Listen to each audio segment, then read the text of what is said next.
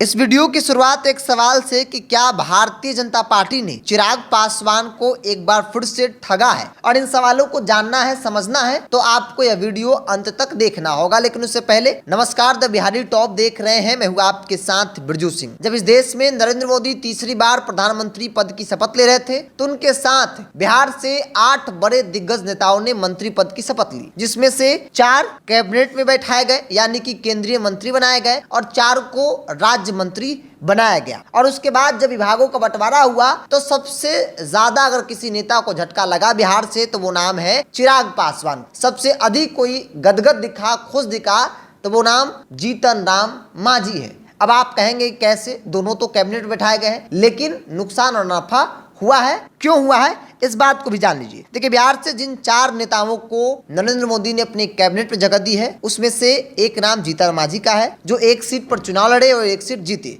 दूसरा नाम ललन सिंह, जेडीयू के पूर्व राष्ट्रीय अध्यक्ष और मुंगेर से सांसद हैं। कुल 12 सांसद, 16 में से 12 सांसद उनके पार्टी के चुनाव जीते हैं। तीसरा नाम गिरिराज सिंह, जो बेगूसराय से भाजपा के सांसद हैं, लगातार चुनाव जीतते रहे हैं, इस बार भी जीत गए। और चौथा नाम चिराग पासवान, जो 5 सीट पर चुनाव लड़े और 5 सीट पर चुनाव जीत गए। मतलब 100% स्ट्राइक रेट चिराग पासवान का रहा है। बावजूद चिराग पासवान एक बार फिर से ठगे गए हैं, ऐसा लोग सोशल मीडिया पर कह रहे हैं। इसके पीछे का तर्क क्या है यह भी जान लीजिए। अब इस बात को जानने के लिए आपको उस विभाग का बजट को भी समझना होगा, क्योंकि आमतौर पर ऐसा कहा जाता है और ऐसा माना जाता है कि जिस विभाग का अधिक बजट होगा वो मंत्री बड़ा कहलाएगा, और जिस विभाग का बजट ही कम होगा जाहिर सी बात है कि वो मंत्री छोटा कहलाएगा, क्योंकि उनके पास बजट कम होंगे, काम वो कम कर सकते हैं। बजट अधिक, काम अधिक, मंत्री का कद भी बड़ा होता है। अब इस बात को समझ लीजिए। देखिए, जीतन मांझी के पास सबसे बड़ा बजट है बिहार के संदर्भ में 22,000 करोड़ का। जीतन मांझी लघु उद्यम मंत्रालय है, इनके पास 22,000 करोड़ का मंत्रालय है। जीतन मांझी एक अकेले सांसद है पार्टी के, उन्हें इतना बड़ा विभाग दिया गया है। मतलब सबसे अधिक अगर खुश है तो जीतन मांझी है। ललन सिंह का विभाग जो है उनके पास कुल जो बजट है वो 8.5 हजार करोड़ का है। गिरिराज सिंह के पास जो विभाग है उस विभाग का बजट है 5,000 करोड़। लेकिन चिराग पासवान के पास जो विभाग है उस विभाग का बजट जो है वो 4,000 करोड़ है। मतलब सबसे कम बजट वाला विभाग चिराग पासवान को मिला था। शुरुआती दौर में ऐसी चर्चा थी कि चिराग का 100% स्ट्राइक रेट है, तो ऐसे में चिराग के मन के अनुसार जो है उन्हें विभाग दिया जाएगा। और चिराग पासवान चाहते भी थे कि उनको कोई बड़ा मंत्रालय मिले जिसमें वो खुलकर काम कर सके, जिसके लिए वो बिहार में भी काम कर सके, खेल मंत्रालय मिले या फिर कोई दूसरा मंत्रालय मिले। लेकिन उन्हें ऐसा कुछ मिला नहीं, उन्हें वही मिला जो उनके चाचा के पास थे।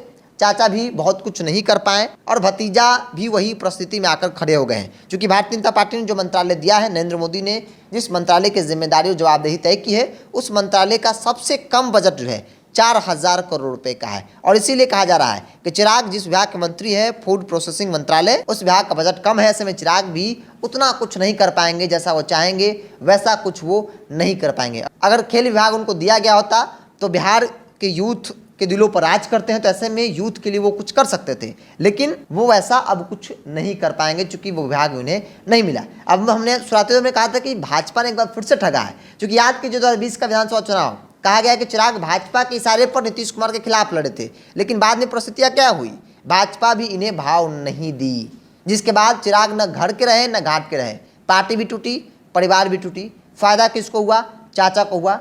चिराग पासवान पूरी तरीके से रोड पर आ गए। दिल्ली वाला बंगला भी खाली हो गया था, तो तब भी कहा गया था कि भाजपा ने के साथ धोखा किया है, और आज भी कहा जा रहा है कि भाजपा ने एक बार फिर से चिराग पासवान को धोखा दिया है, चिराग पासवान को ठगा है।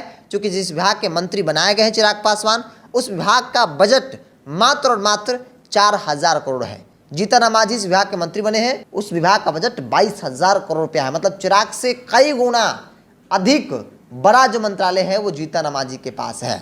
अब आपका क्या कहना है, आपकी क्या राय है, आप अपनी राय को कमेंट बॉक्स में रखिए। क्या वाकई में चिराग पासवान को ठगा गया है, सब कुछ ठीक है, या फिर वाकई में ठगा गया है? बहुत बहुत धन्यवाद।